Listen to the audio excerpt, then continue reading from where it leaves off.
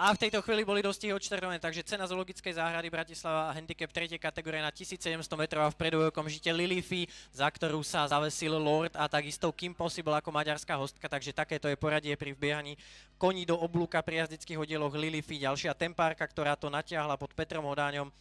Už si vypracovala 3, 4, možno 5-dĺžkový náskok, je tam ďalej Lord, potom Kim Possible, divoká kočka, Kalamo, favorizovaný Izop, za ním je to Vitulus a na poslednej priečke priebežne Berenik, takže najväčší favoriti zatiaľ vzadu. 1200 metrov do cieľa a je to Lilify, takže Lilify, ktorá už má 20 dĺžkový náskok varí pred zvyškom pola. Lilify, je tam Lord, za ním Kim Possible, za Kim Possible ďalšia kobila divoká kočka, potom je tam Izop, Kalamo, Vitulus a Berenik.